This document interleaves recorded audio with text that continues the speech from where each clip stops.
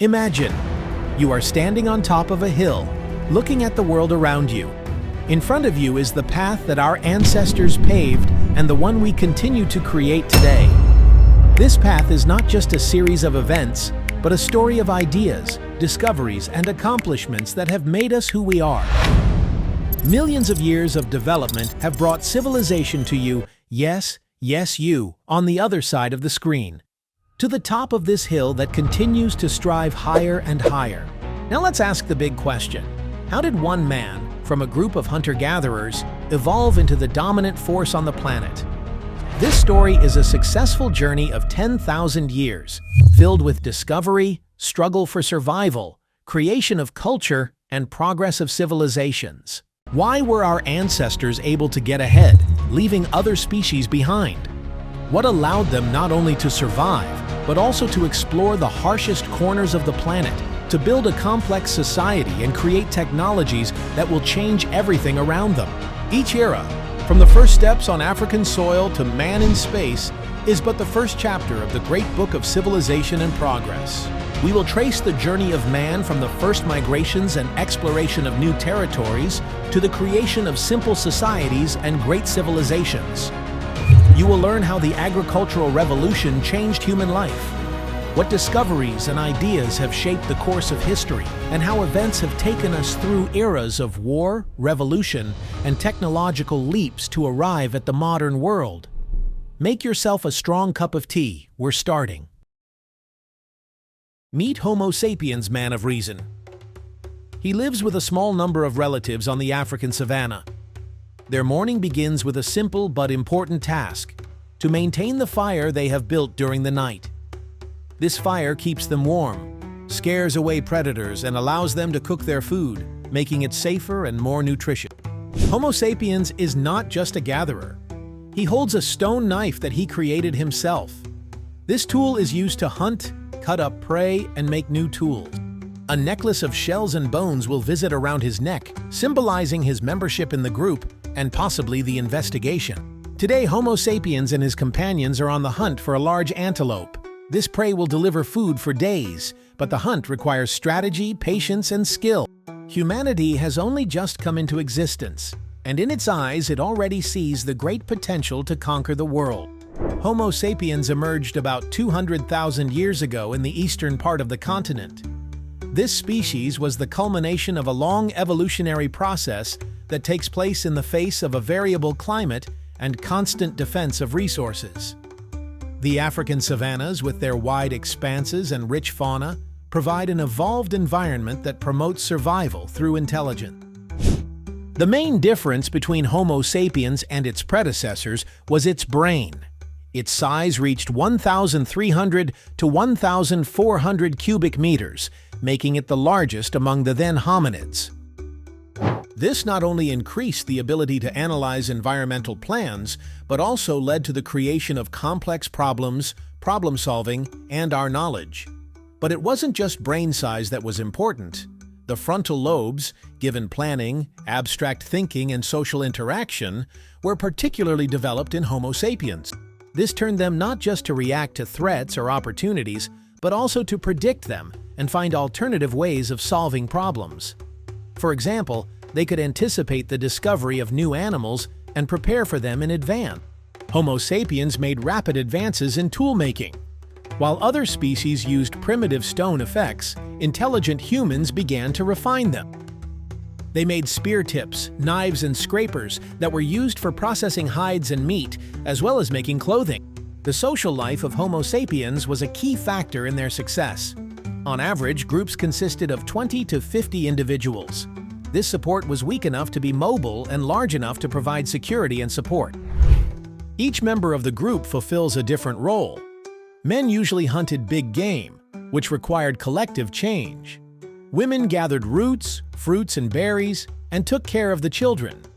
Older members of the group who could not actively participate in hunting passed on their experience to the younger ones, teaching them survival skills and sounds like their predecessors, but also words with which they could express complex thought.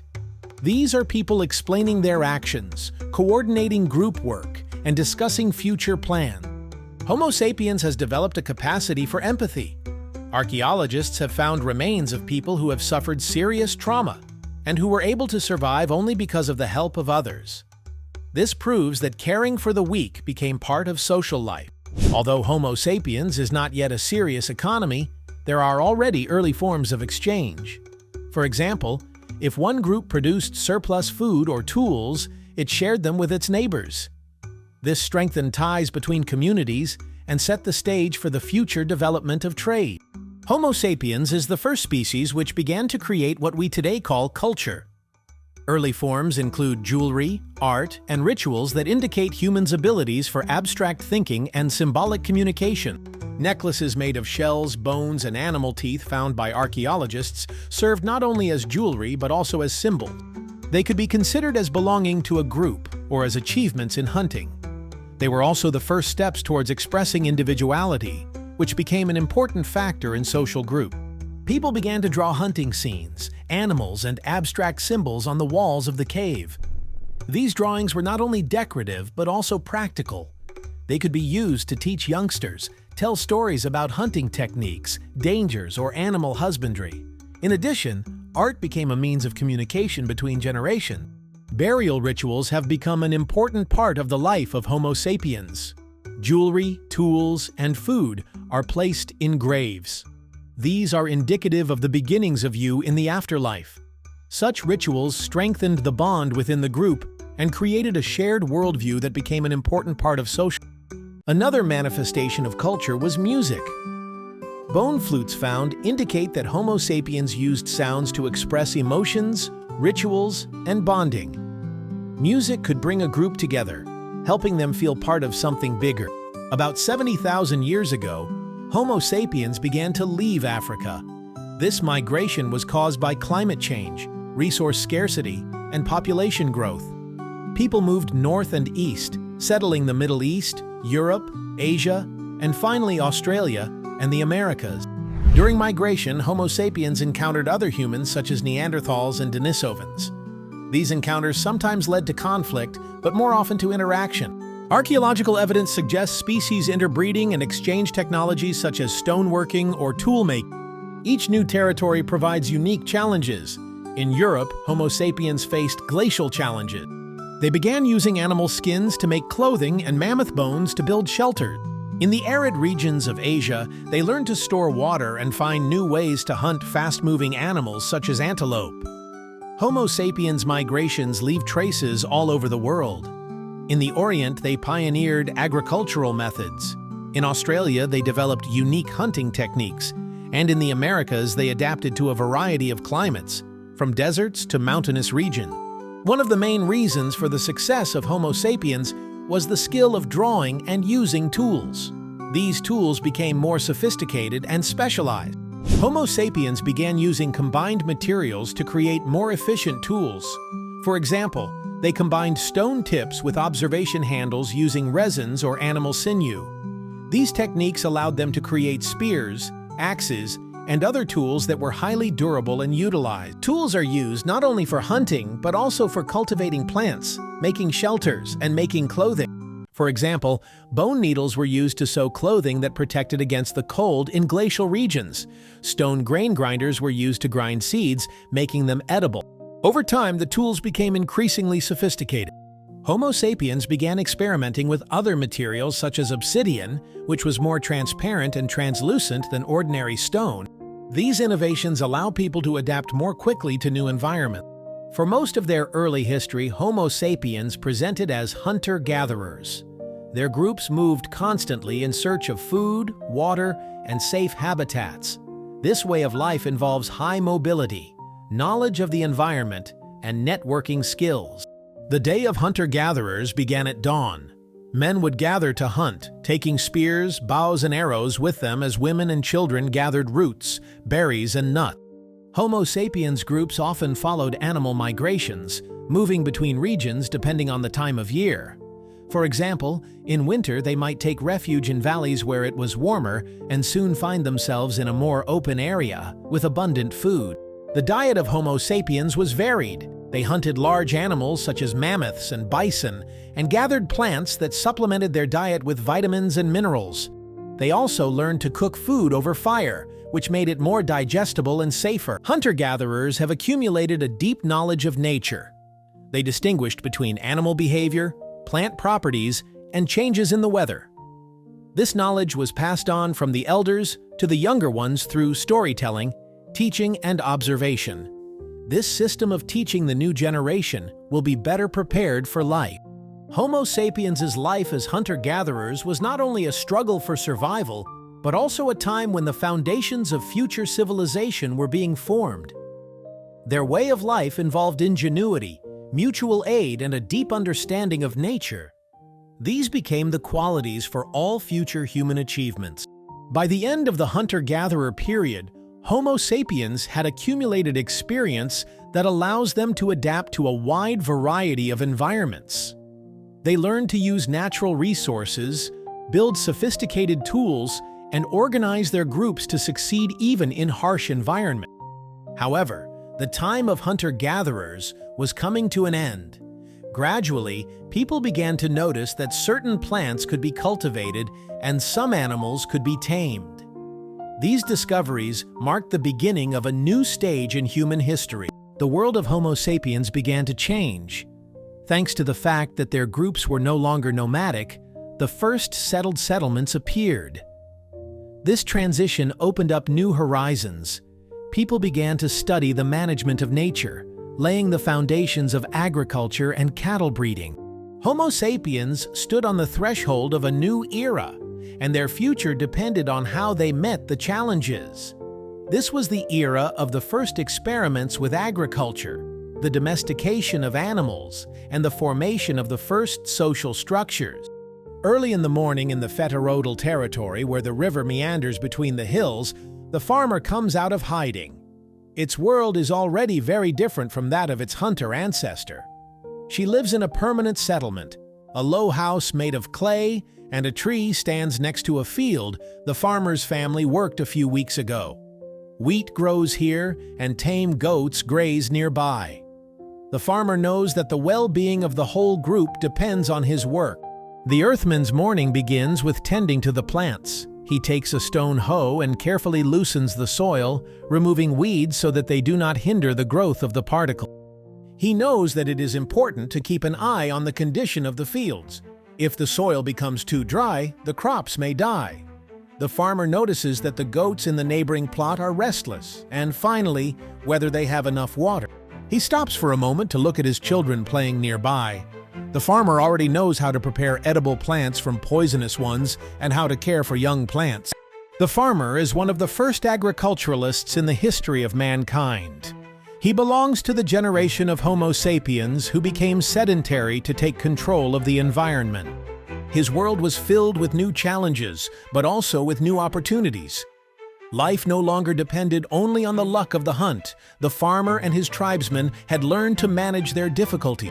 The transition from the nomadic hunter-gatherer lifestyle to sedentary life was long and gradual. Homo sapiens has been on the move for thousands of years, moving from place to place, following animal migration and changes in nature. However, climate change and population growth have forced people to find new ways to survive. They began to notice that certain plants, such as wheat and barley, could be grown near habitat. The first experiments with farming were conducted about 12,000 years ago in countries known as the Fertile Crescent. These were fertile lands in what is now the Middle East. People started by collecting plant seeds and trying to sow them. They noticed that the harvest depended on the quality of the land, the local water, and the time of year. Subsequently, the first cultivated tracts of land became available for small settlements. At the same time, Homo sapiens began to domesticate animals. The first domestic goats and sheep produced milk, meat, and wool. Dogs, domesticated even earlier, are employed in hunting and guarded dwellings. Domestication of the wild has become an important part of the sedentary lifestyle of animals, as Homo sapiens' resource has stable food and resources. A sedentary lifestyle changed everything. People began to build more permanent shelters made of wood, clay, and stone. The first villages appeared where groups of people lived together, worked the land, raised livestock, and defended their territory. This was a new phase that was the formation of future communities. With the transition to sedentarization and agriculture, the social structure of Homo sapiens began to change. Groups that used to be able to travel long distances now become regulatory in specific locations. Permanent settlements are needed by the new life organization to meet the challenges of the new way of life. The first villages had several decades or hundreds of inhabitants. People lived in houses built from available materials: clay, wood, and straw. Next to the houses are fields where cereals were grown and pens for livestock. Social life in villages was built around working together. People worked together to cultivate the land, care for livestock, and protect the settlements from attack. An example of such an early settlement was Jericho, which lived in the Jordan River Valley. It is considered one of the oldest cities in the world, founded about 10,000 years ago. Jericho proved to be a sturdy settlement surrounded by a stone wall that protected its inhabitants from raids and floods. At the center of the settlement is a tower, one of the first known architectural structures. It was used as a defensive structure and possibly as a cult site. The inhabitants of Jericho grew grains such as wheat and barley and raised domestic animals, which made them independent of hunting and gathering. Çatalhöyük, another important example of early settlement, was located in present-day Turkey. Its history began about 9,000 years ago. Çatalhöyük was unique in its dense construction. Houses stood so close together that they were entered through the roofs. This helped to protect against external threats and save space. The walls of the dwellings were decorated with frescoes depicting scenes of hunting, rituals, and daily life. The inhabitants grew grains, kept livestock, and made pottery and jewelry. Cult life was an important part of the settlement. Altars dedicated to fertility gods and burials indicating elaborate rituals have been found here. Jericho and Çatalhöyük are prime examples of how Homo sapiens began to establish their first permanent communities. These settlements became prototypes of future cities, where not only life but also cultural development was concentrated. People learned to organize their lives, define responsibilities, and manage actions, and create the foundations for the first civilization. As settlements grew, there was a need for leadership. Leaders were chosen from among the most experienced or wise men of the group. They made important decisions related to the distribution of resources, the organization of defenses, and the construction of public facilities such as grain warehouses or irrigation canal. Because of this, such leaders became increasingly influential, laying the foundations for future social hierarchies. Living in settlements brought both opportunities and challenges. People could no longer leave their homes in case of crop failure or conflict. This made them vulnerable to famine, disease, and epidemics from their neighbors. But despite these challenges, the benefits of a sedentary lifestyle outweighed. Homo sapiens takes the first steps towards the development of society. The sedentary lifestyle of Homo sapiens led to the creation of new technologies. The transition to agriculture required more sophisticated tools than those used by hunter-gatherers. People began to create devices specifically designed for tilling the land, tending plants, and caring for livestock. The first farmers used hoes made of stone and wood to loosen the earth. These simple tools improved conditions for plant growth, making the land more fertile. Stone sickles were used for harvesting, which were made of flint and aimed at harvesting grains quickly. When people started growing more grains, they began using millstones to grind the grains into flour. This meal would diversify the diet and make the food easier to store. The invention of pottery was another step forward. Clay pots are used to store grain, water, milk, and butter. This turned to create a stockpile that could be used in times of need, such as crop failure or drought. Pottery also provided food delivery, which facilitated trade. Irrigation systems were a key achievement of early farmers. The most advanced societies built canals that regulate the flow of water to fields, greatly increasing crop yields. These systems are essential for village-wide collaboration and governance, which strengthens social ties. Homo sapiens' sedentary lifestyle gave people more time to develop a culture. Farming and herding freed up some of the time that used to be spent hunting and searching for food. This focus on creating art, rituals, and social traditions. Rituals became an important part of farmers' lives. The success of the harvest depended on weather conditions that people could not control. This led to the appearance of the first rituals aimed at attracting good luck. People built altars and altars with gifts of grain, milk, or meat, hoping for nature's favor. Art took on a new form. People began to decorate pottery with intricate patterns, depicting scenes from their daily lives or symbols associated with belief. Painting and sculpture have become not only a means of self-expression, but also a way of passing on knowledge and traditions. Music and dance have played a key role in strengthening social ties. They accompany harvest festivals, weddings, and wedding rituals. Simple instruments such as drums, whistles, and ratchets became part of the cultural life of the farmer. Despite all the achievements, the transition to a sedentary lifestyle brought new challenges to Homo sapiens. One of the main problems was dependence on crops. Whereas previously nomadic groups could move around in search of food, agriculturalists sourced their energy from their land. Droughts, floods, or pest infestations could destroy the entire crop, leading to famine. Living in villages has also led to the spread of disease. The dense living of large numbers of people in one place, contact with local animals, and water use throughout the area caused outbreaks. This was the first evidence of how a sedentary lifestyle began to alter the biology and health of Homo sapiens. As villages grew, conflicts over fertile land and water sources arose. People began to define their territory, leading to the creation of the first primitive weapons. Conflicts between neighboring communities became more frequent, stimulating the development of defense and crisis strategies. These challenges are necessary for Homo sapiens' new solutions to adapt to changing conditions. The advent of the village became more organized, which laid the foundations for future civilizations. And this is a morning in the city of one of the first Sumerian settlements. The morning always begins with a bustling trade. And this is an artisan, a young woman from an artisan family, who lives in a house made of fired bricks. She helps her family make ceramic vessels that are used to store grain and water. The craftswoman, like many of the people of is proud of her town.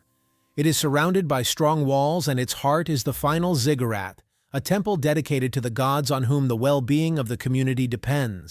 In the evening, the artisan family gathers around a common trapeze, discussing the day's events. Theirs is the result of the labor of hundreds of people, bread from wheat grown in the fields, vegetables brought from the market, and beer brewed from barley. The craftswoman lives in a world where magical endeavors and resources come together to create the basis for the first complex societies. The first cities began to form about 7,000 to 8,000 years ago. These settlements sprang up in places with fertile soil and access to water. Rivers such as the Tigris, Euphrates, Nile, Huanghe, and Indus became small arteries that supported life. One of the oldest cities was in Sumer. Its inhabitants built houses out of clay, created complex irrigation systems to irrigate fields, and worked metals. Became a center of trade, crafts, and religion. The first elements of urban culture were born here: streets, market squares, and temples. Cities like and Uruk were not only places to live, but also centers of innovation. Surplus food allows people to focus on other tasks, such as making tools, building, and creating writing. The division of labor led to the emergence of new occupations, including artisans, merchants, and officials. In the Indus Valley, in cities such as Mohenjo-Daro and Harappa, inhabitants built sophisticated piping systems and houses with sewage systems.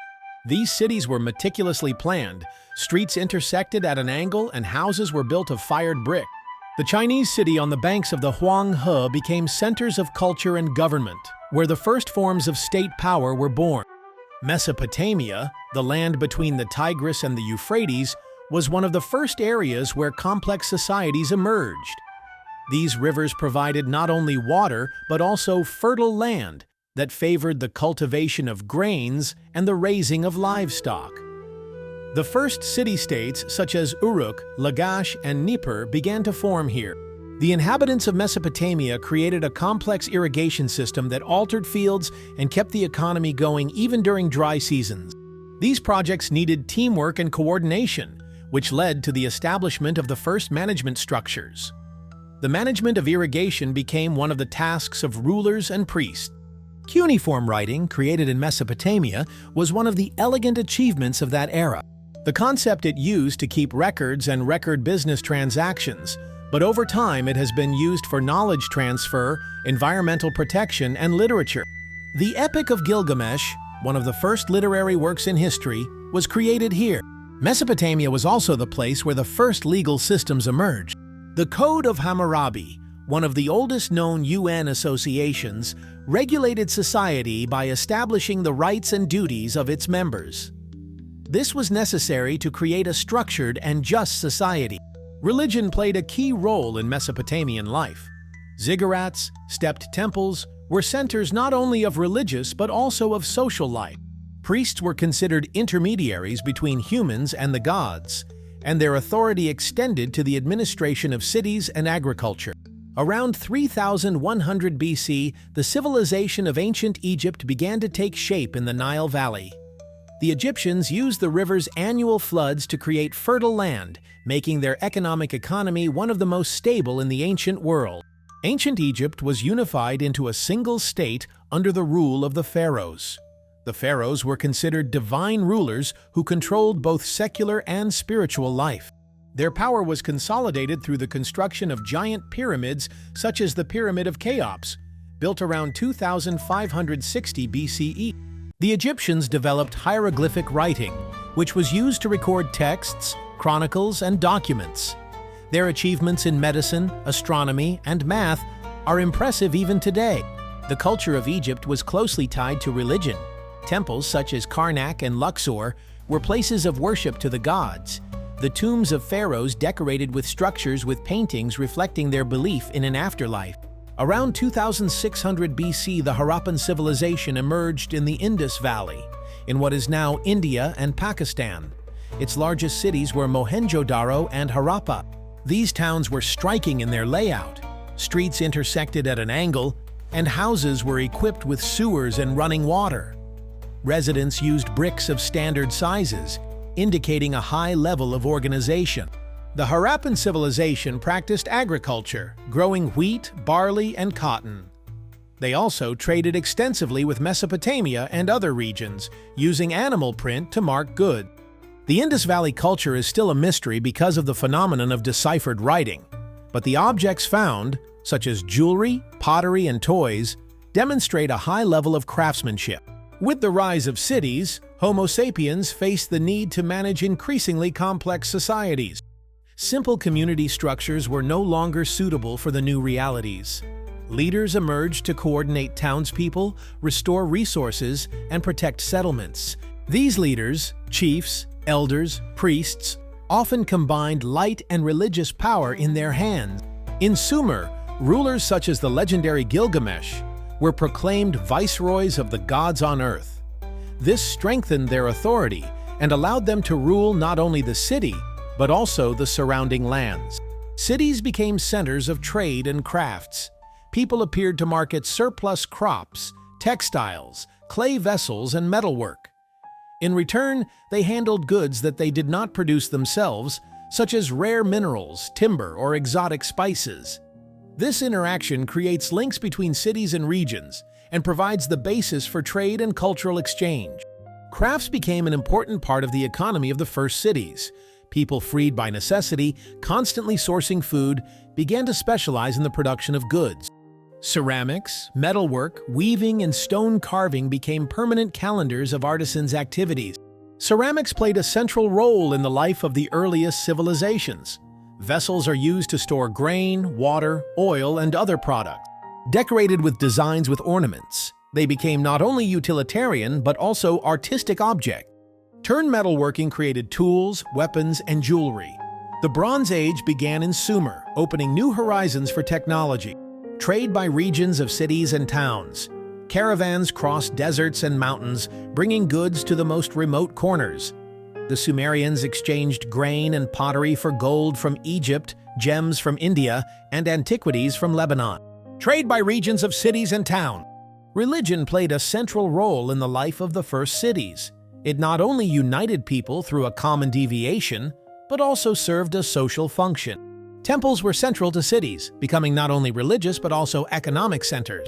In Sumer, these were ziggurats, stepped structures where priests performed rituals, offered sacrifices to the gods, and accepted gifts from the townspeople. The priests were considered intermediaries between the people and the gods. They not only organized rituals but also performed administrative functions such as distributing surplus food and managing irrigation conditions. In Egypt, the pharaohs, considered divine, combined secular and religious power in their hands, which strengthened their control over the country. The culture of early civilizations flourished. People created works of art such as statues of gods, frescoes, and decorative ceramic vessels. Sumerian literature was born in Sumer, the famous Epic of Gilgamesh being one of the first literary works to appear in history. In Egypt, art peaked in the form of wall paintings, jewelry, and the last pyramids, which symbolized the greatness of the pharaohs and their journey to the afterlife. Music and dance were part of cultural life. They were used both in ritual ceremonies and for entertainment. Priests use music for prayers, and townspeople use it for festivals and gathered elements. Simple instruments such as harps, drums, and flutes accompanied festivals and created an atmosphere of unity. The first civilizations were the cradle of technology and scientific advances that changed the world. One revolutionary innovation was the invention of writing. The Sumerians developed cuneiform writing, which was originally used to keep peasant records, but soon became a pure transmission of knowledge and cultural traditions. In Egypt, hieroglyphs fulfilled the same role. They decorated temples, tombs, and official documents. The scientific achievements of the earliest civilizations were impressive. The Sumerians created calendars to determine the seasons of sowing and harvesting. Astronomical observations of climatic phenomena foreshadowed river floods and other natural phenomena. In Egypt, medicine reached a high level. Pharaonic physicians used sophisticated methods of treatment, including surgical measures and the use of medicinal plants. Irrigation technology played a key role in the stability of cities. People built links and dams to irrigate fields, which increased crop yield. These systems are essential for teamwork and knowledge in engineering affairs, which has helped to bring the society together. Construction also reached unprecedented heights. Pyramids in Egypt, ziggurats in Sumer, and public buildings in the Indus Valley testify to the skill of ancient architects. These structures not only served as practical representatives of governments, but also became symbols of the possibilities of civilization. The everyday life of the people of the first civilizations was no less interesting than their great achievement. The townspeople were engaged in farming, crafts, trade, and institutional services. But their day was also full of simple human concerns that remained understandable even after millennia. Mornings in the city started early. The men went to work in the fields or workshops, while the women took care of cooking, housekeeping, and childcare. Children of a certain age had to provide for their teachers, teaching them crafts or how to divide the land. There was an exceptional education for the children of the elites. They learned writing, mathematics, and astronomy. Markets were bustling centers of social life. Fresh vegetables, grain, fish, pottery, and clothing were sold here. Merchants loudly beckoned to shoppers, discussing prices and inferring the latest news.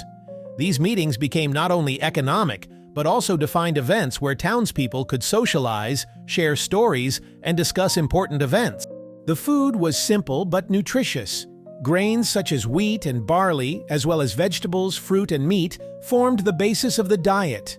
Beer and wine were popular drinks, especially during holidays. Cooking was done over an open fire or in clay ovens, and special additions were made to a variety of dishes. The evening is often spent talking and socializing. Families would gather in their homes to discuss the day's events and sometimes tell stories about gods and heroes, passing down outdated traditions from generation to generation. The first civilizations left a legacy that continues to shape our lives. They laid the foundations of law, jurisprudence, economics, and urban planning. The Sumerians gave the world cuneiform writing, one of the first writing systems to record history, laws, and economic documents. Their calendars relating to observations of the stars became for modern time systems. In Egypt, the idea of a centralized authority based on religious and political hierarchy emerged. The first cities, such as Ur, Mohenjo-Daro, and Thebes, became the prototypes of modern megacities. Their streets, houses, temples, and warehouses provide an example of how Homo sapiens can organize their lives in large communities. Architectural achievements such as pyramids, ziggurats, and irrigation systems continue to inspire modern engineers and architects. The most important achievement of the first civilizations was the creation of simple societies where people could focus on arts, science, crafts, and trade. These societies became the foundation for all human progress, paving the way for great empires, technologies, and ideas that changed the world. With each century, these civilizations became more complex, bringing together different cultures and peoples. They gave rise to the modern world, where Homo sapiens learned to cooperate, create, and share rules. The next stage of history led to the birth of great empires, especially systemic and philosophical ideas that would shape world culture for thousands more years. With the first rays of the sun, the busy streets of Rome awakened to life. The city that is the center of the world's largest ancient empire is filled with sounds. The clanging of wrought iron chariots, the shouts of merchants, and the voices of citizens discussing the latest news. Androcles, a young artisan, leaves his small home to head to the Forum. Today, he has an order to deliver, a batch of amphorae that he has personally made in his workshop. Androcles' work is not only a craft, but part of a vast economic system that spans the entire empire. His amphorae are designed to hold wine, oil, and grain to be shipped to distant cities such as Britain or Gaul. Androcles is proud of his contribution to this complex structure that allows millions of people to live and prosper under the auspices of Rome. At the center of public life, Androcles listens to senators and lawyers discuss laws and events. Here, deals are made, trials are held, and citizens come to learn the latest news. After the Forum, Androcles goes to the baths, where his friends are waiting for him. The Roman baths are not just a place for ablutions, but also a cultural center where politics, news, and philosophy are discussed. In the evening, Androcles visits the Colosseum. Here today, gladiatorial fights are a crowd-pleasing spectacle. For Androcles, the day is a reflection of how the empire works, from the Chinese economy and advanced labor force to the cultural grandeur and power symbolized by the gladiators. The ancient world was the cradle for the cultural and intellectual achievements that formed the basis of modern society. It was a time when the human mind sought to understand the world around it, and city-states competed to create social and medical systems capable of governing society. In the 8th century BC, polities began to form in ancient Greece. Athens and Sparta were two prime examples of different approaches to governance and culture. Athens laid out its democratic system in which citizens participated in making important decisions through a popular assembly. This model, though imperfect, has served as an inspiration for the expansion of democracy. Sparta, on the other hand, focused on military discipline and strict social hierarchy. The Greek classical period, 5th to 4th centuries BC, was a time when philosophy, art, and science flourished.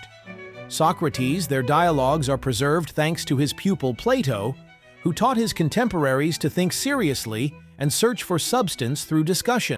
Plato, in turn, the academy, where the philosophers are common ideas of justice, the state, and the easy soul. Aristotle, a student of John, wrote works covering virtually all the sciences of his time, including biology, politics, and metaphysics. His works had a profound influence on European science and philosophy. Science in Greece flourished through the works of Archimedes, who discovered the principles of leverage and buoyancy, and Euclid, who systematized her knowledge of geometry. Astronomers such as Hipparchus and Ptolemy created maps of the starry sky, helped navigate the sea, and predict eclipses. These discoveries not only expanded the frontiers of knowledge, but also found practical applications. The art of ancient Greece strove for the ideal. Architecture, represented by masterpieces such as the Parthenon, reflects harmony and perfection. Sculptures by Phidias and Polycletus draw attention to the depiction of physical beauty and spiritual strength. Theater became an important part of Greek culture. The tragedies of Sophocles and Euripides explored questions of morality, fate, and slight weakness. After the conquests of Alexander the Great in the 4th century BC, Greek culture spread throughout the East, ushering in the Hellenistic era. Alexandria, founded in Egypt, became a center of science and art, where philosophers, scholars, and poets produced works that inspired a generation. Scientists such as Eratosthenes, who measured the Earth's circumference, and Galen, whose studies in medicine influenced medical practitioners until the modern age, worked here. Rome, founded in 753 BC, adopted much of the achievements of the Greeks and adapted them to its needs. During the Republic, the Romans developed a complex system of government that kept power in the hands of the Senate and magistrates.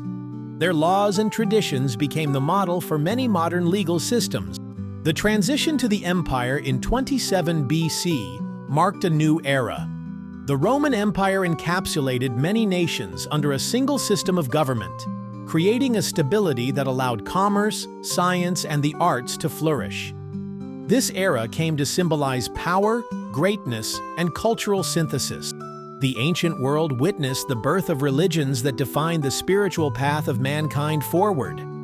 These teachings not only gave people answers to questions about the meaning of life and the automobility of the world, but also shaped moral principles that continue to influence society.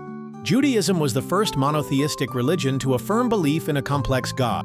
This idea was unusual in the ancient world, which was dominated by political cults.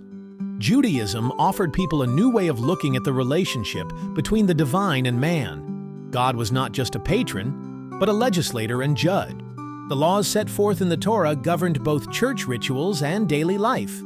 Holidays, such as Passover and Yom Kippur, reminded the people of their history and their connection to God. In the first version of AD, Christianity was born in the Roman Empire. The movement began as a small Jewish sect but quickly attracted followers because of its worldwide message of love, forgiveness, and salvation. Jesus Christ, the central figure of Christianity, calling for the presidency and faith in divine grace. His disciples, especially the Apostle Paul, were active in teaching in major cities such as Antioch, Corinth, and Rome. Despite this, Christianity continued to grow. The adoption of Christianity by Emperor Constantine the Great in 313 AD was a turning point. A religion that had once been on the periphery became the state religion. In 380, Christianity became the basis of the religion of the empire, which diurnally changed its spiritual image. Buddhism, which originated in the 6th century BC in India, became another great religion of the ancient world. Its founder Gautama Buddha taught that limitations are due to desires. The path to liberation is through meditation, morality, and mindfulness. The Buddha's teaching spread from India to China, Japan, and other Asian countries, becoming an important part of their cultural heritage. The birth of world religions was one of the most elegant transformations in human history. These beliefs formed the basis for moral norms, social and cultural traditions that still exist today. The ancient world reached unprecedented heights in science, art, and philosophy. Greek and Roman thinkers laid the foundations for many modern disciplines, and their ideas continue today. Greek philosophy flourished in the 5th and 4th centuries BCE, when Socrates, Plato, and Aristotle explored fundamental questions of nature, reality, society, and the easy soul. These philosophers offered not only theoretical answers, but also practical solutions for how to live a virtuous life. Their works became for the further development of philosophy in the Hellenistic and Roman eras. Science emerged through the work of scientists such as Archimedes, Euclid, and Hippocrates. Archimedes explored the principles of mechanics and hydrostatics, Euclid systematized geometry, and Hippocrates laid the foundations of medical practice. These discoveries not only explained nature, but were also put into practice, improving the quality of people's lives. The culture of the ancient world was closely linked to religion and everyday life. Greek temples such as the Parthenon and Roman amphitheaters, including the Colosseum, became symbols of aesthetic and engineering genius. Literature reached its pinnacle in the epic poems of Homer, the tragedies of Sophocles, and the philosophical writings of Cicero. Art sought to reflect not only physical beauty, but also spiritual ideals. The Romans adopted the achievements of the Greeks and adapted them to their needs. They created a powerful legal system, developed a sophisticated infrastructure, and contributed to the development of engineering. Roman culture, in the tradition of the Greeks, Etruscans, and others, produced a synthesis that continues to inspire modern society. By the beginning of the 1st century, A.D., the Roman Empire had reached its height, extending its borders from Britain to Egypt and from Spain to Mesopotamia. It was not just a territory, a combined military force, but a complex system that provided stability, order, and prosperity for millions of people. The Romans created a massive infrastructure that became their facilities. Roads linked cities and provinces, allowing legions to move quickly, and trade caravans produced goods. Aqueducts supplied water to large cities such as Rome, where more than millions of people lived. Baths, theaters, and amphitheaters became centers of social life. The Colosseum, built in the 1st century AD, symbolized not only engineering prowess but also the might of the empire. Rome's economy flourished because of extensive trade. The Mediterranean Sea, which the Romans called Our Sea, became the center of the empire's transportation route.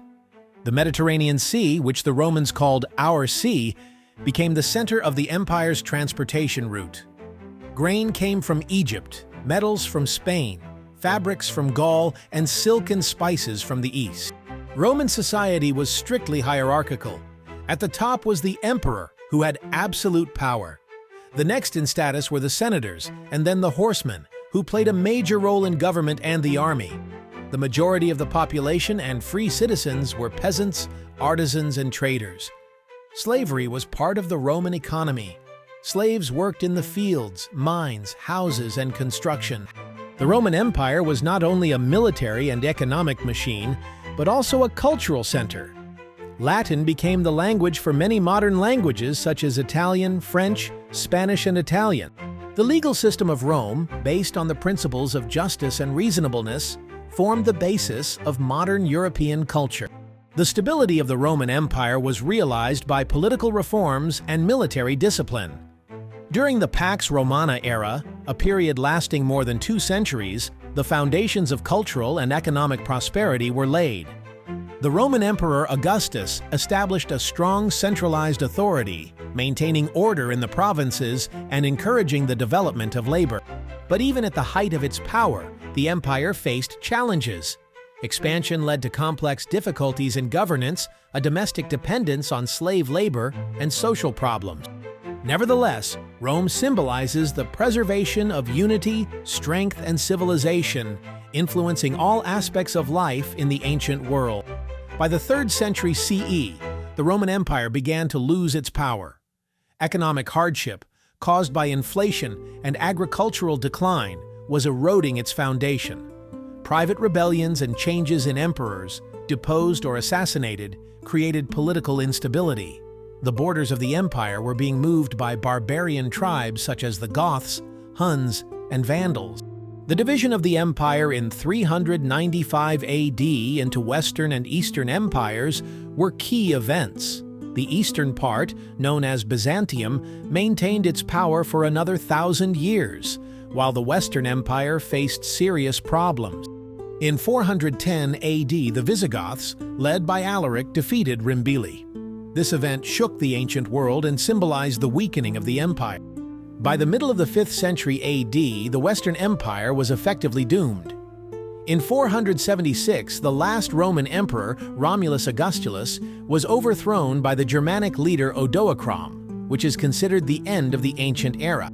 Even after the fall of the Roman Empire's revolution in 476 AD, its achievements lived on, passing into new eras and cultures. Roman law formed the basis of medieval legal systems, and Latin remained the language of science, religion, and culture. Rome's engineering and architectural achievements, such as aqueducts, roads, and domes, inspiring architects and builders. Greek philosophy, especially the writings of Plato and Aristotle, became intellectual thinkers in medieval Europe. These ideas, through the writings of Byzantine, Arabic, and Latin thinkers, reached the universities of the 12th century, forming the basis for scholasticism. Christianity, growing out of its Jewish roots and supported by Roman culture, became the foundation of Europe's spiritual strength, defining the values and behavior of millions of people. Byzantine Empire inherited the eastern part of Rome, preserving ancient traditions, while in the West began the struggle for survival in the new political reality. In the East and North aspect, Islamic civilization adopted and developed many of the achievements of the ancient world, becoming a bridge between antiquity and the successive Renaissance. But history did not stop. A new age was looming on the horizon, full of challenges and fulfillment. The Middle Ages promised to be a time of great change, where the light of ancient reason, the shadows of the fall of empire, and the sparks of a new religion intertwined. The world was on the threshold of new kingdoms, crusades, and intellectual revolution. How will humanity deal with this legacy and the fact that it is created from the shards of the past? The year is 1143. This is the era of the construction of grandiose temples, which covered the whole of Europe from west to east. A thick fog envelops the city where an experienced master stonemason prepares for another day's work. He stands at the foot of a Gothic cathedral under construction, the betrayer of the head, destined to become a symbol of the aspiration of the light soul to heaven. The master stonemason has carefully prepared drawings made on parchment. His task today is to supervise the installation of the light fixtures, which are usually the main fixtures. The Gothic style, with its lancet arches and stained glass windows, requires skill and precision, as well as a knowledge of physics that is still in its infancy. During a break, the master stonemason climbs the scaffolding to see for himself that his apprentices are observing all the proportions. He feels as if he himself is speaking to him, talking about eternity and the pursuit of God. In the evening, having finished his work, he goes to the local tavern, where he discusses with his friends not only matters related to construction, but also rumors of a crusade that may soon change the fate of Europe. The fall of the Roman Empire's economy in 476 AD marked the end of the ancient order that had existed in Europe for centuries. The political stability provided by the Roman emperors gave way to chaos. The barbarian kingdoms that emerged from the wreckage of the empire found it difficult to govern, maintain employment, and sustain economic life. Europe became an agrarian society. Cities which had served as cultural and trade centers became empty. Farming became the basis of the economy, and power was in the hands of large landowners.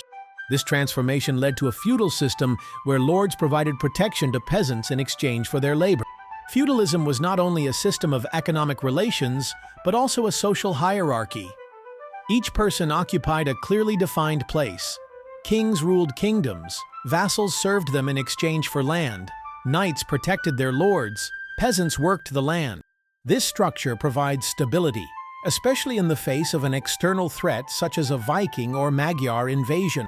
Despite general decline, monasteries became centers for the preservation of knowledge. Monks transcribed ancient texts and created extensive libraries where works on philosophy, science, and theology were kept. These efforts became the basis for the revitalization of culture and education in later centuries. The feudal system, despite its limitations, allowed Europe to survive instability and laid the foundations for future social transformation. Medieval Europe was strongly influenced by the Christian Church, which became a central force in determining world political and cultural life. After Christianity was legalized under Constantine UK and became the dominant religion of the Roman Empire, the Church became the guardian of knowledge and the spiritual leader of the New World. By the 8th century, the Christian Church had consolidated its power through cooperation with the new rulers. Charlemagne, king of the Franks, was crowned Pope Leo III in 800 AD, marking the beginning of the concept of the Holy Roman Empire. This symbolized the union of secular and spiritual authority, strengthening the position of Christianity as the state religion. The Church became a key institution of education. Monasteries and cathedral schools collected and preserved books, transcribing ancient texts and creating new works of theology and philosophy. In the 11th and 12th centuries, universities opened, where the ancient heritage began to be studied again, intertwined with Christian dogma. Monastic orders such as the Benedictines and Cistercians played a crucial role in the development of Europe. They drained swamps, developed new methods of farming, and established networks of monasteries that became centers of community life. The church also influenced art and architecture. The Romanesque style, with its massive walls and vaults, replaced the Gothic style, which epitomized spiritual uplift. Cathedrals such as Notre Dame in Paris and Cologne Cathedral symbolized not only the power of faith but also the skill of the builders. Christianity was the result of a cultural and intellectual renaissance that shaped the Middle Ages as an era when religion guided virtually every aspect of society. At a time when Europe was seen in the shadows of decline, the Islamic world experienced a golden age. After the founding of Islam by the Prophet Muhammad in the 7th century CE, the Arab Caliphate became one of the states in history. Its frontier of culture stretched from Spain to India, uniting many people under its rule. Baghdad, founded in the 8th century as the capital of the Abbasid Caliphate, became a center of science, philosophy, and art. The House of Wisdom, a stylish library and research center of the time, was established here. Arab scholars translated the works of Greek, Roman, and Indian thinkers, adding their own discoveries. Astronomers, such as Al-Biruni, basic maps of the starry sky and developed methods for determining longitude. Mathematicians, including Al-Khwarizmi, invented algebra and the large Arabic numerals that became the basis for mathematics. The medical writings of Avicenna, canon of medicine, remained the standard in Europe and Asia for centuries. The Islamic world has also contributed immensely to art and architecture. Mosques such as the Alhambra in Granada and the Qutb Minar Mosque in Delhi were striking for their intricate patterns and harmony of forms. Calligraphy, arabesques, and miniatures became part of Islamic culture. These achievements are a bridge between antiquity and the achievement of the Renaissance, preserving and enriching knowledge that might otherwise be rendered lost. Beginning in the late 11th century, Europe organized a series of military and special expeditions known as the Crusades.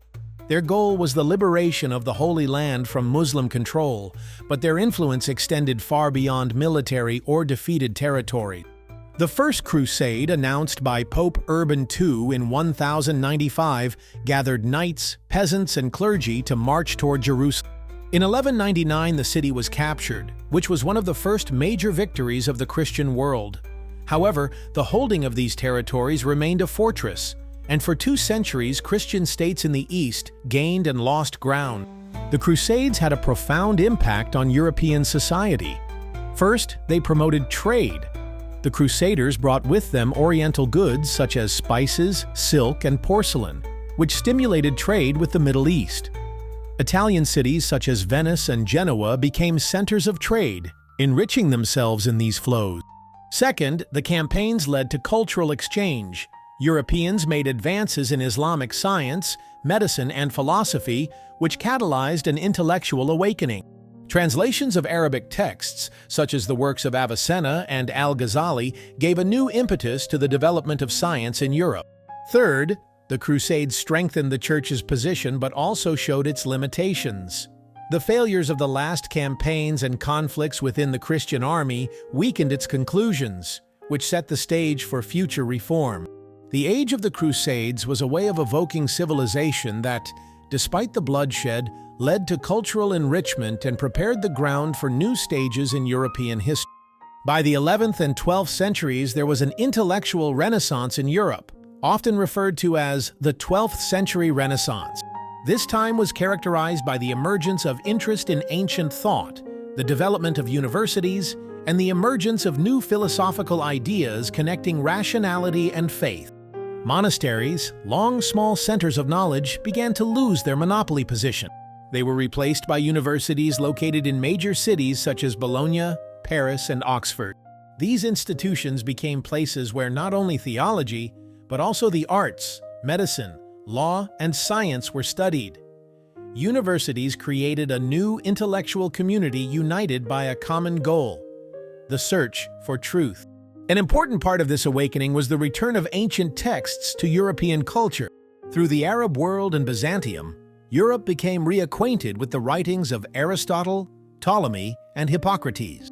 These works were translated into Latin and began to be studied in universities. Philosophers such as Thomas Aquinas sought to preach faith and reason by creating theological systems based on Aristotelian logic. Their writings, such as the Summa Theologica, became the most important documents of the era, shaping the scholastic method, teaching that combined logical analysis and theological reasonings. Science was also beginning to rise. Astronomy and mathematics, inspired by the work of Eastern and Greek scientists, created new theories about the world. Medicine was improved by translations of the works of Avicenna and Galen, which were used as textbooks in universities. The intellectual awakening of the Middle Ages prepared Europe for the next stages of its history, the Renaissance. This was the period when human reason once again became an important event of knowledge of the world. By the 14th century, Europe was on the threshold of great change. The traditional structures formed in the Middle Ages were beginning to break down as they took on new challenges.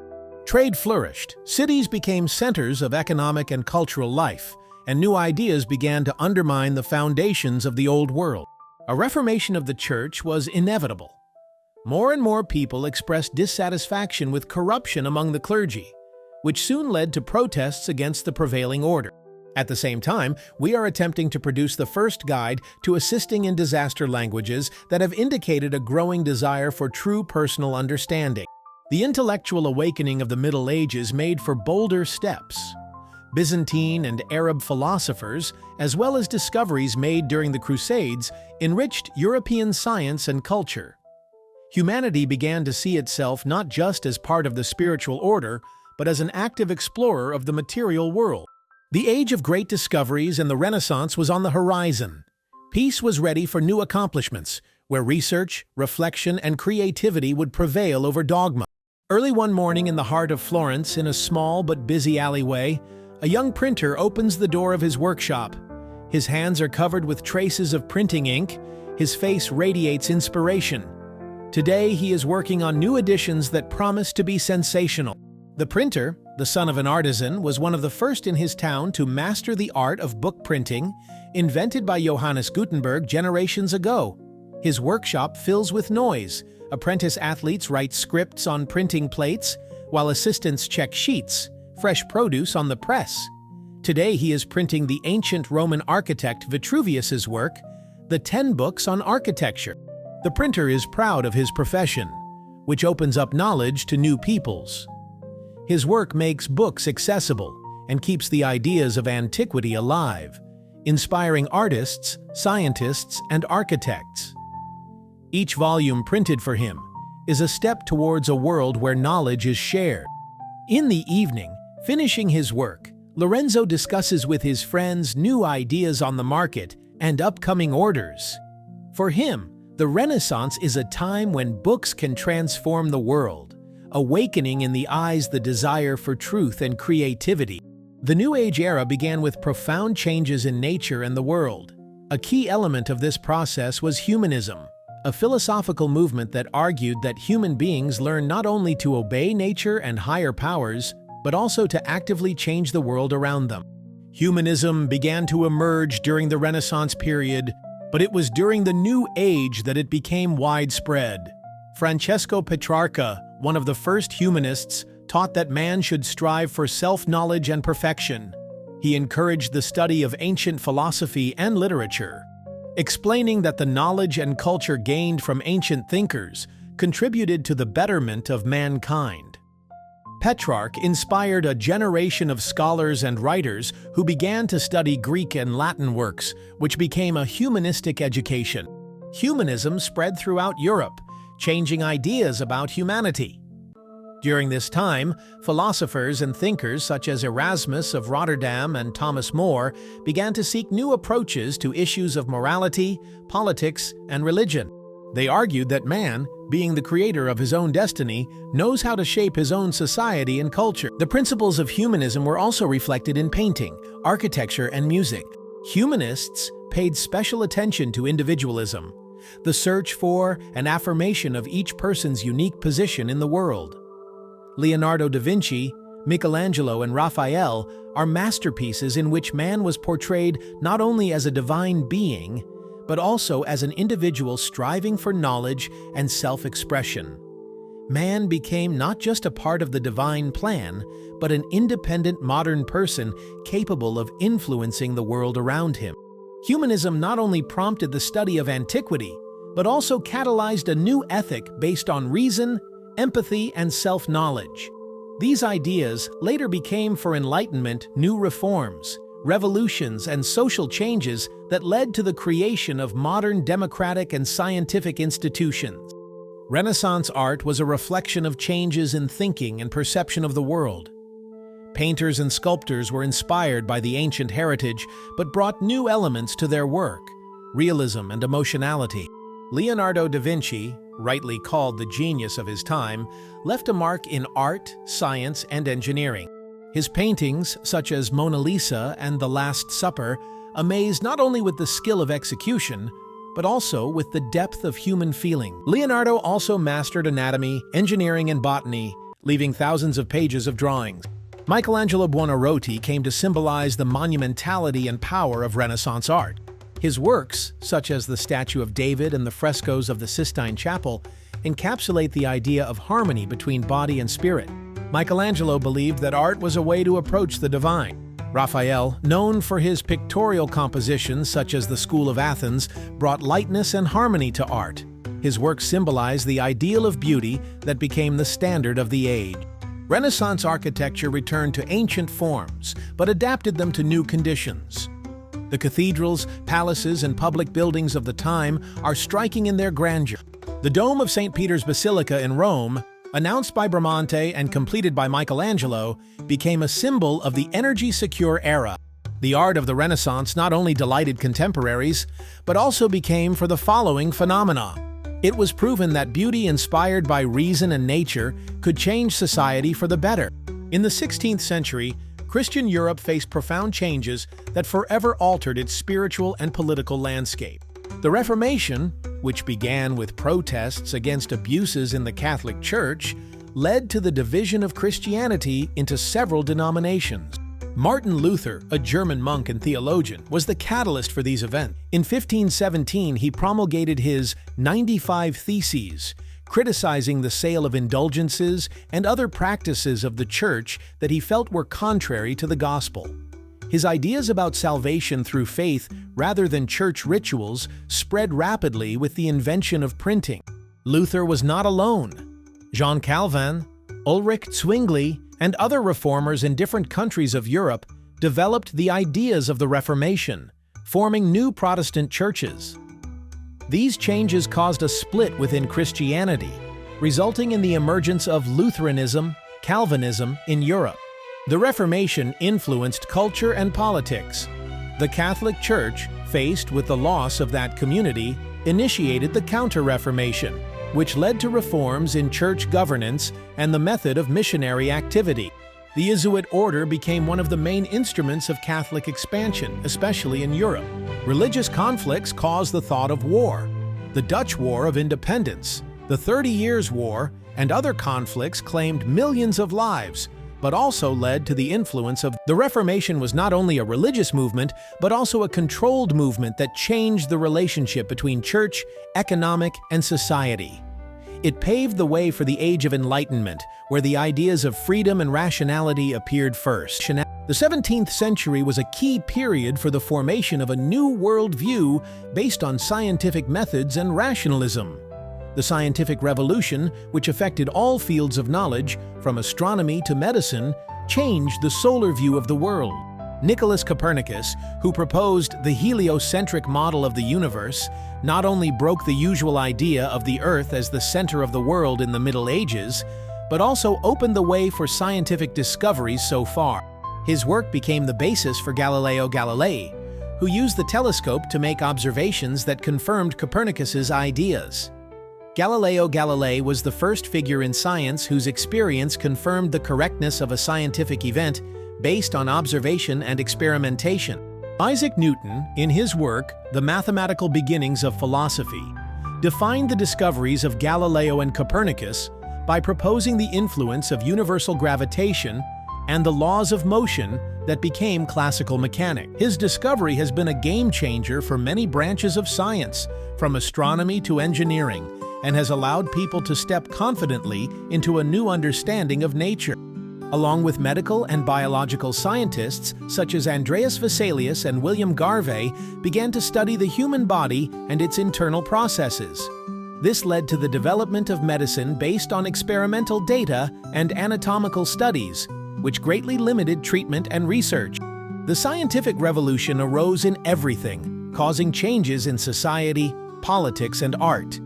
Man began to look at the world as a being subject to intelligent observation and control. Knowledge became for the development of new technologies, which in turn contributed to the Industrial Revolution and a new stage of light civilization. The Industrial Revolution, which began in Britain in the late 18th century, was a creation of the modern world. This was the period when man began to use technological advances to change not only modes of production, but also the very structure of society. The most important achievement of the Industrial Revolution was the invention of the steam engine by James Watt, which provided simple manual mechanical labor and greatly increased productivity.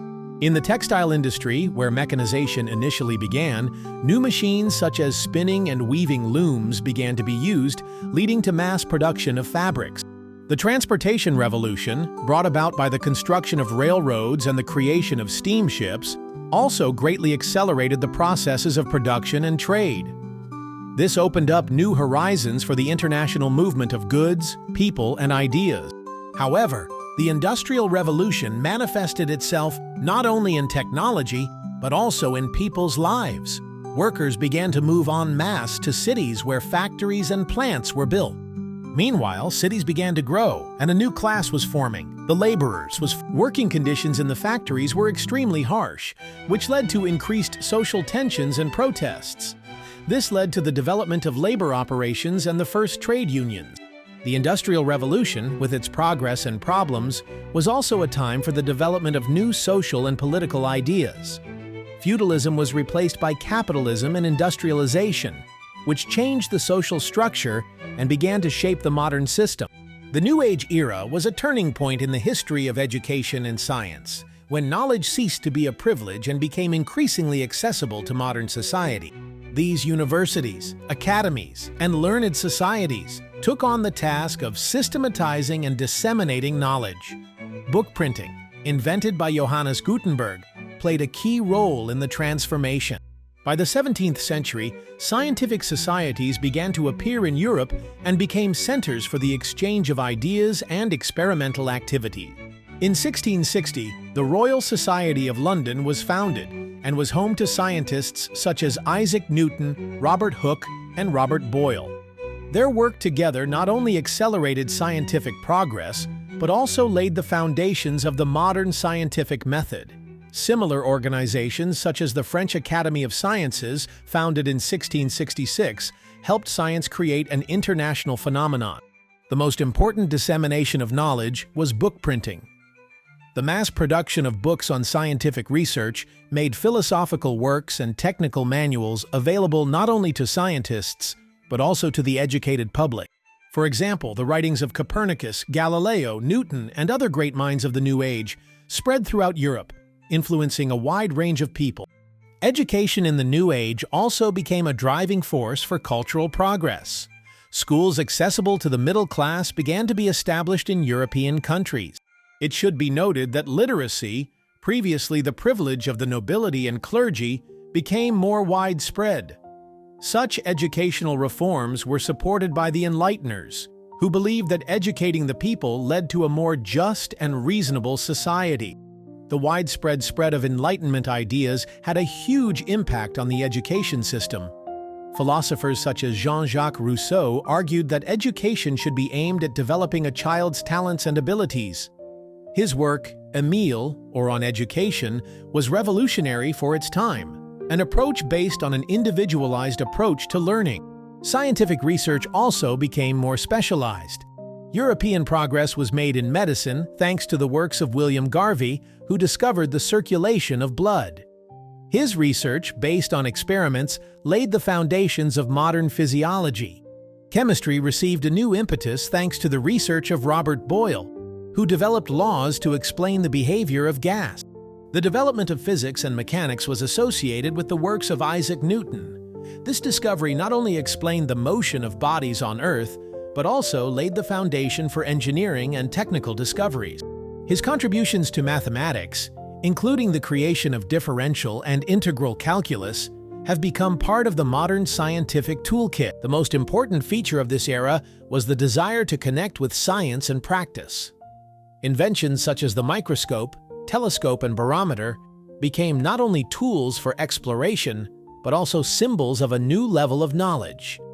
Scientists and engineers collaborated to create life-changing technologies, from agriculture to construction to navigation.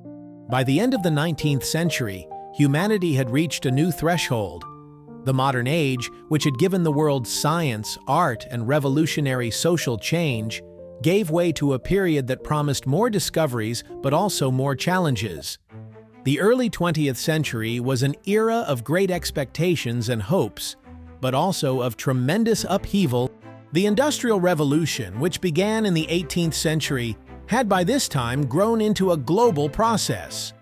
Electricity, the internal combustion engine, and the mechanization of industries gave man tools he could only dream of before. Plants and factories were no longer a local phenomenon. Industrial production spanned the globe, from London to New York, from Tokyo to St. Petersburg. Along with it, the world became a smaller place. Railroads and steamships made travel fast and affordable. The telegraph and the first telephones connected continents, allowing our information to travel at an unprecedented speed. It was a time when it seemed that greater distances did not matter, and mankind had a culture, and science continued to flourish. In 1900, Albert Einstein began to formulate his ideas, which soon overturned ideas about time and space. Artists such as Vincent van Gogh and Pablo Picasso experimented with new forms and styles, reflecting a rapidly changing world. Writers such as James Joyce and Franz Kafka explored the depths of human consciousness, laying the foundations for the literature of the new century.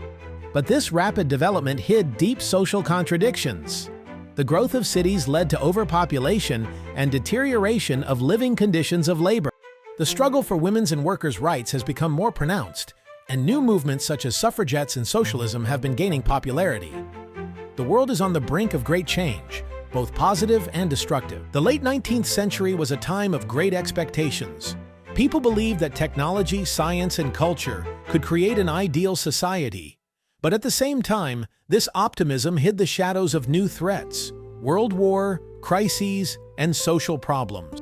In a small, dimly lit laboratory, a scientist finally measures the device she has recently assembled with her colleagues. She is a physicist, one of the emerging women in the scientific world of the early 20th century. The year is 1928 on the calendar, and her research involves exploring forms of new energy that could change the future. The scientist lives in Berlin, a city at the center of scientific and cultural progress. Her work is based on the ideas of Albert Einstein and Niels Bohr, but she is also interested in the practical aspects of openness. Her lab explores the potential applications of radioactive elements, and Anna knows that such research can open new horizons as well as carry serious risk. When the scientist returns home, she passes by new buildings built in the Bauhaus style. Her Berlin is a city of hope and progress, but she is also aware of its fragility.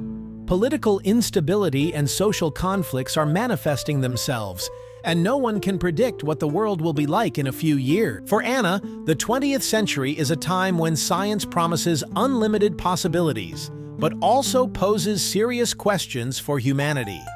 What will happen to the world if humans cannot sustain what they create?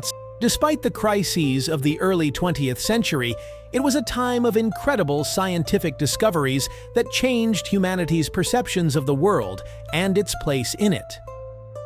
Science began to penetrate the deepest secrets of nature and the cosmos, paving the way for technological breakthroughs that defined the face of the century. Nuclear physics has become one of the most impressive phenomena. In the 1930s, scientists such as Marie Curie, Ernest Rutherford, and Niels Bohr made discoveries that formed the basis of atomic energy. This was knowledge that could fundamentally change the world. both for world purposes and warfare. The discovery of the structure of DNA by James Watson and Francis Crick in 1953 was another breakthrough that ushered in a new era in biology and medicine. Genetics opened the way to private inherited diseases and then to genetic engineering, which made it possible to study and change the fundamentals of life. The space race that began in the 1950s showed what science was capable of. The launch of the first satellite, Sputnik 1, in 1957 and the flight of Yuri Gagarin in 1961 were milestones that changed perceptions of humanity's options. In 1969, Neil Armstrong set foot on the moon, confirming that the solar dream can transcend any boundary. The scientific revolutions of the 20th century also changed everyday life. Electricity, cars, computers, and antibiotics have become part of the lives of millions of people.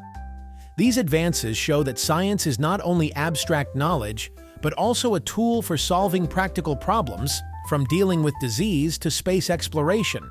But progress has also brought with it danger. The invention of the atomic bomb, for example, showed that scientific discoveries could be used for destruction. It was a reminder that every discovery carries a responsibility. The scientific discoveries and technological breakthroughs of the early 20th century described in the previous stage promised humanity a bright future full of new possibilities. In 2 world wars, however, progress was not always used for good. These conflicts became the arena for testing scientific achievements, revealed their destructive potential, and paradoxically accelerated further development. World War I, which broke out in 1914, showed that technology had fundamentally changed the nature of warfare. The invention of machine guns made the machines more lethal than ever before. Trench warfare turned soldiers into targets for devastating new technology. Artillery actions capable of destroying a force from great distances, and the first use of such weapons as chlorine and mustard gas caused a chemical horror not encountered on the battlefields of the past. Technologies developed for war proved useful in peacetime as well. Aviation, used for reconnaissance and early bombers, opened up military and wartime air communications. After the war, these technologies were adapted to world needs, accelerating the development of aviation as a means of communication and transportation. Medicine, which found itself on the front line with the soldiers, took a step forward. Blood transfusion, which first began to be widely practiced at the front, saved many lives and became formalized. X-ray machines, used to detect bullets and shrapnel, were firmly incorporated into practice. Antiseptics and surgical techniques greatly improved the chances of survival of seriously wounded men. If World War I made plans intelligence, World War II turned them into one of the major weapons of destruction. Aerial bombs, like mine, used in the destruction of cities including London and Dresden, demonstrated the new power of aviation. But the most decisive decision was to use the weapons created by the Manhattan Project. The bombs dropped on Hiroshima and Nagasaki destroyed tens of thousands of lives, symbolizing an era when science was capable of destroying a city in seconds. At the same time, World War II accelerated the development of technologies that subsequently changed the world for the better. Computers, originally created to calculate ballistic trajectories, became for the digital revolution. Electronic machines such as the ENIAC opened up a new computer system that later led to American computers and the Internet. Medicine was once again in the spotlight. The production of penicillin on an industrial scale saved thousands of soldiers convicted under the criteria. This discovery changed the entire healthcare system, with antibiotics becoming the most important factor in the fight against disease. In addition, the development of surgery, traumatology, and restoring provision to those who were severely injured. The social consequences of the war were also part of the progress. Women, who replaced men in the workplace and in the military, saw their rights greatly expanded after the end of World War II. This was a time when the idea of equality began to take clearer forms that became a fulcrum for social change. The second half of the 20th century realized the acceleration of processes that began to take shape while still in the process. Globalization and the information revolution were two powerful achievements that changed culture and social life. They united peoples into a single global space, but also gave rise to new challenges and contradictions. Globalization began with the expansion of trade. After the end of World War II, countries began looking for ways for their economists' experts to prevent a repeat of the devastating results. Organizations such as the World Bank, the International Monetary Fund, IMF, and later the World Trade Organization, WTO, helped create the foundations for international economic cooperation. Countries have begun to open up their markets where global opportunities produce goods in one region of the world and sell them in others. Production chains began to cross continents. For example, a car assembled in the United States could store parts made in Germany, Japan, and South Korea. It made the world interdependent. A crisis in one country or conflicts could affect others. Globalization access to a greater variety of goods and services improved living standards for millions of people and led to increased competition and economic growth. The information revolution was part of this process. Its invention was computer equipment that was initially used only for scientific and military purposes. Over time, computers have become cheaper and more compact, making them available for business, education, and personal use. One of the key achievements of the information revolution was the creation of the Internet. The concept was used to share data between universities and complex entities, but by the 1990s, the Internet had become an important factor in global communication. It manages millions of people, giving them access to massive amounts of information, facilitating e-commerce, and changing the way we work and communicate. The Internet has changed every aspect of life. Social networks such as Facebook, Twitter, and Instagram have enabled people to bring ideas to life and form communities regardless of distance. This has enabled cultural exchange, but has also led to new challenges, data breaches, cyber threats, and misinformation. The information revolution has also changed the way we do business. E-commerce, which emerged at the end of the 20th century, has enabled millions of people to sell and buy goods around the world from the comfort of their own homes. Companies like Amazon and eBay have become symbols of the new digital economy. Globalization has changed the cultural landscape. Hollywood's movie industry, music, fashion, and cooking from different countries began to cross borders and create unique hybrid cultures. For example, Japanese animation became popular in the West. American fast food spread around the world. This cultural exchange has enriched humanity, but it has also raised concerns about the loss of national identity. Globalization and the information revolution have ushered humanity into the 21st century. They have given people new tools for cooperation, creativity, and sharing, but also reminded us that the development of technology must go hand in hand with responsible use of it. The 20th century was a time of significant social change. For this hardship, people began to realize their ability not only to adapt to change, but also to actively shape a society based on equality and justice. Those who fought for the rights of those who had long been isolated from active social life.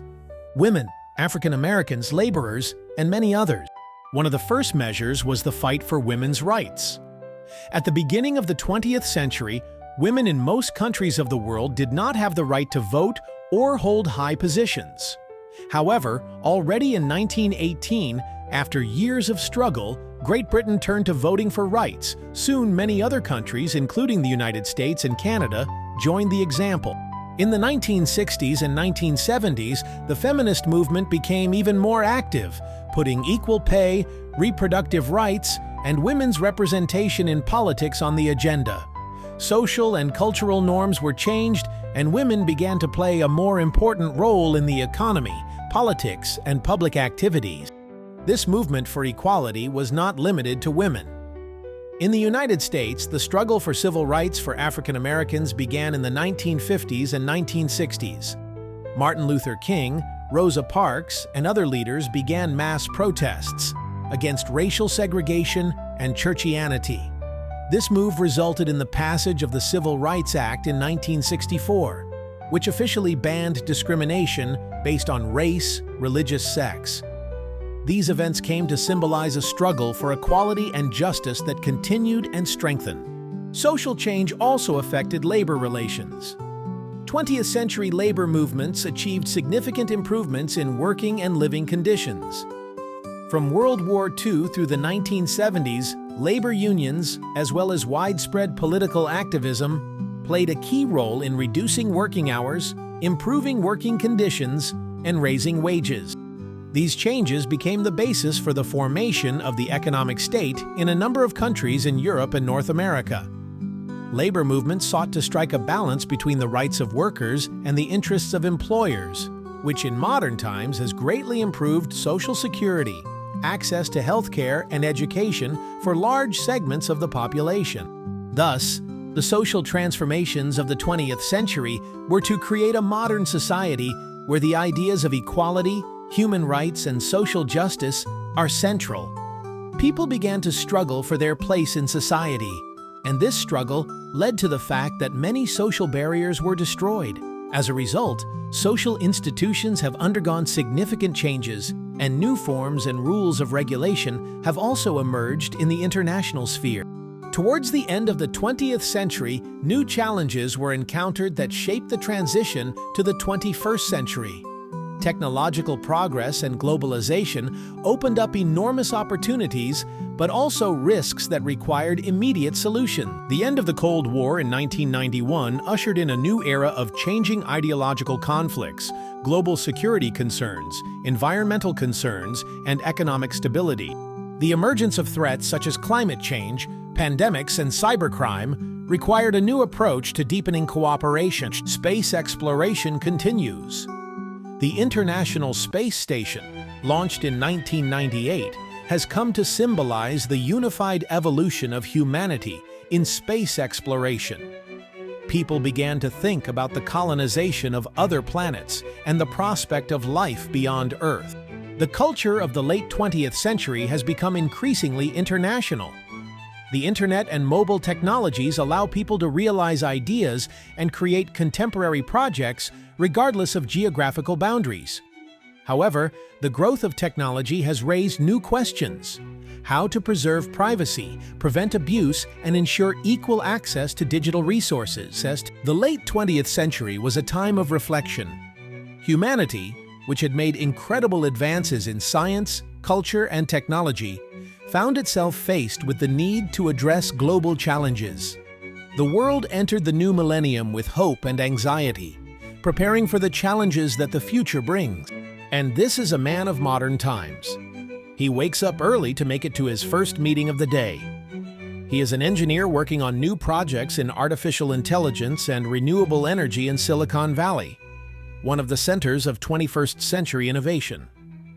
San Francisco is not just a city, it is a symbol of modernity, where the latest technologies intersect with the challenges that challenge the global world. Today, a man is working on a project that should change energy production. He is developing a new kind of solar panel that, through the use of nanotechnology, could be much more efficient and cheaper.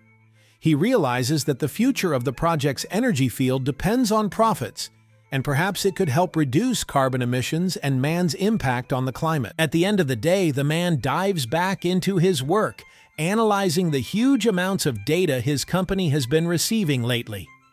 His engineering education and innovative approach to technology is always thinking about the future, where each of his projects can benefit humanity. But at the same time, he thought that there is a huge responsibility behind this progress. Man realizes that the 21st century is not just a time of technology and discoveries, but also a time when mankind faces global challenges. He lives in a world where new ideas and developments can change living conditions, but also cause serious social and environmental problems. All decisions made today will be of great importance for the future planet. The 21st century has become the era of the digital revolution.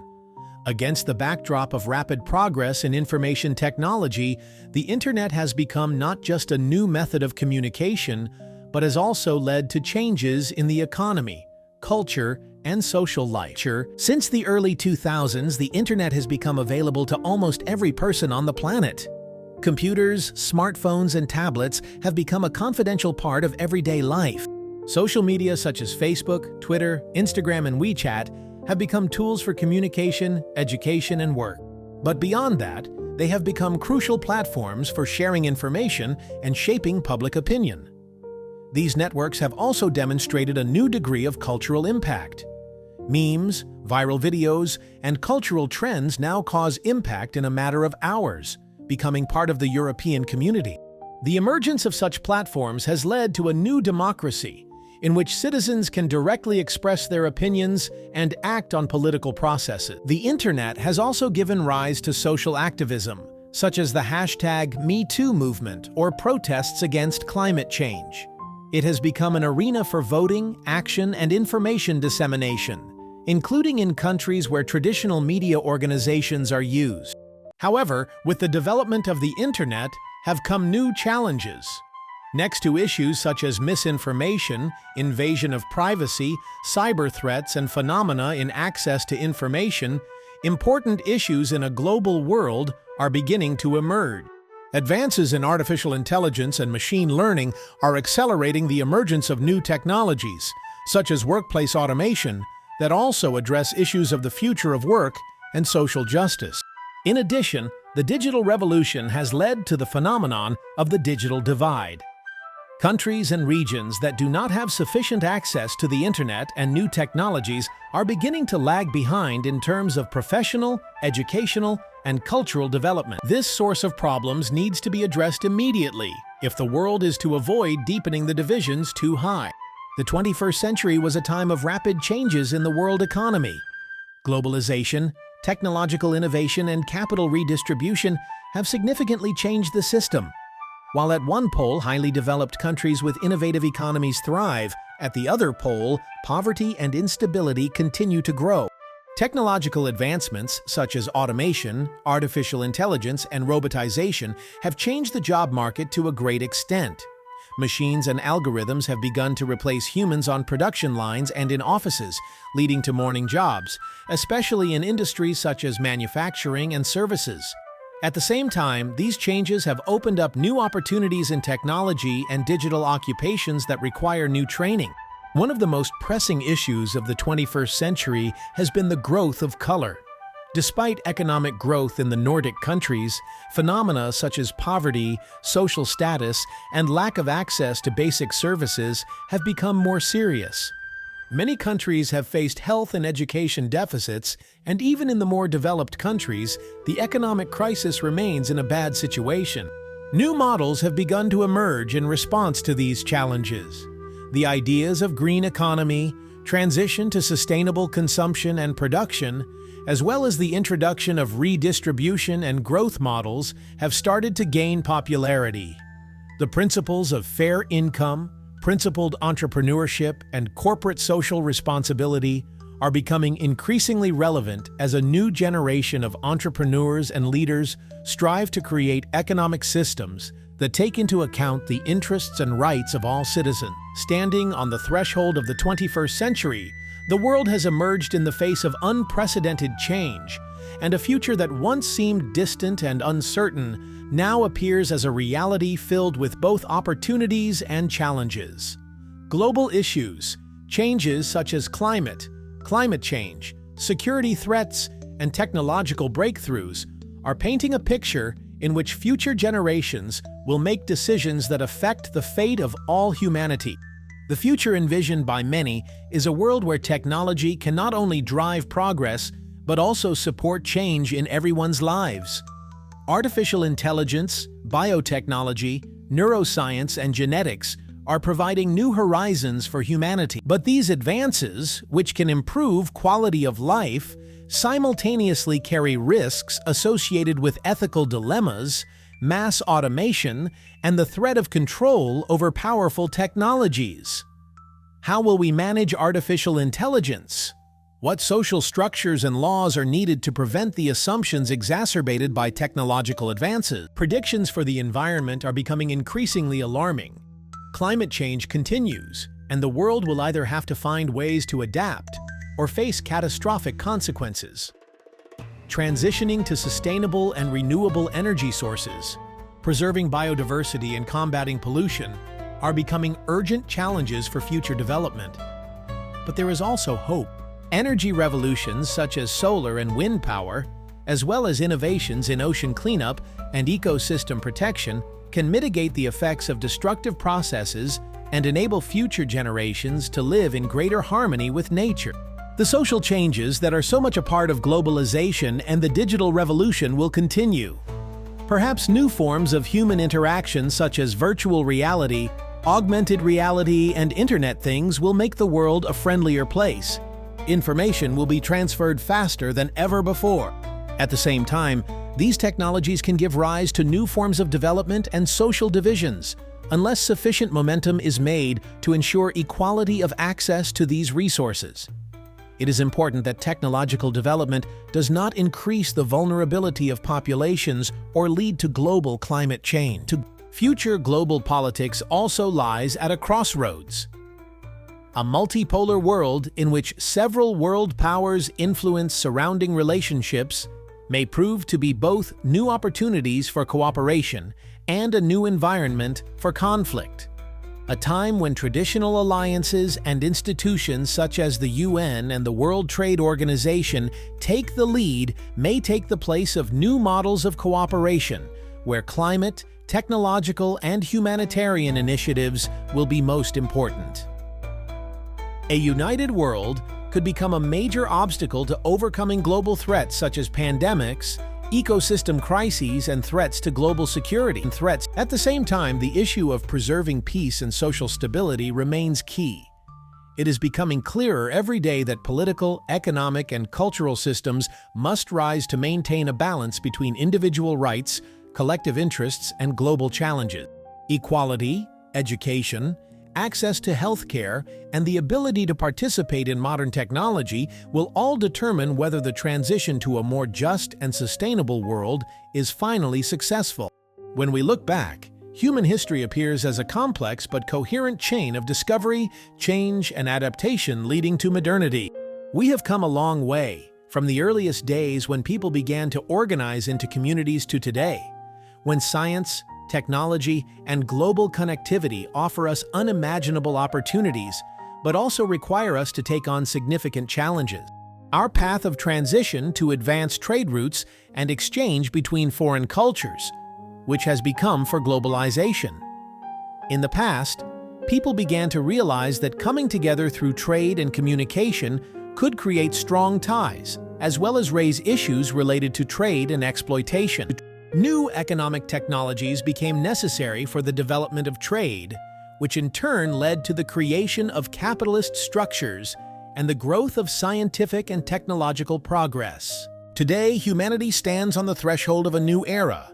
We have mastered space, created artificial intelligence and technologies that can change the nature of existence itself. We increasingly realize that science and technology are not only enablers of economic growth and solutions to major problems, but also forces that can generate new conflicts and threats to ecology, social justice, and security. Climate change, the threat from biological animals and cyber threats, and the social condition are becoming the challenges that will shape the path of humanity in the 21st century. However, what we have concluded encapsulates not only the threat, but also the enormous potential. Opportunities to create a more just and peaceful world, to protect ecosystems, to fight disease, to ensure access to knowledge and technology for everyone, all of these can be transformative. But to do so, we need not only to strive for progress, but also to learn how to use it responsibly. The past journey of mankind is a story of great achievements, but also of great mistakes. It is important to realize that every step forward must be accompanied by an awareness of responsibility.